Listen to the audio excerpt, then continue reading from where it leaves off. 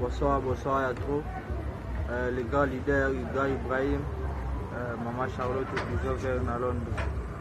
Bonsoir à trop. Gars pour tes mains, Babine, Stéphane Makas. La monnaie le voit na signe, moi c'est que tu vas pour la traitement et ça n'a bien. Avec les photos et déranger à Makas pour la carrière d'athée, wana. Mais nous avons un traitement, on continue de faire le traitement. On dit que nous avons toujours pour Makas, ça bien. Ça de Makas, gars leader.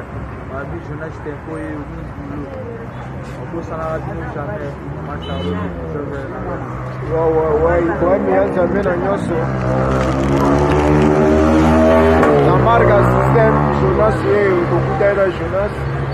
Quand on a vu ça, après qu'on ne va pas BCBG, non, ça, tous les façons à Poutana Jonas vient à Poutana donc. Koloba banga passe donc bisora ande musala donc Mao Luta Mao Ipo Papa Kalina Luanda ya Dede Node des potos Kingakati Joris Chombe Jonas Yeyo, mille boulot, multiple options, bien gagné multiple options pour Asalara. On peut délai d'or. On va vraiment la force na boulot. On va ça la musique kaya motata mama, yango kande sela na ba ngambeli. Na viva na ngo na futela pale na yango.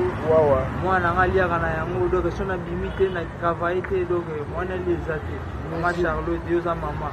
Nous mettons toujours à maman, les gars leaders Ibrahim Isabelle à Nyoso, Batikayo, en tout cas Jonas Saoulé n'a toujours un boulot, n'a toujours ici. On a eu les gars leaders Isabelle à Nyoso, et ça l'a bien, gars leader. Ouais.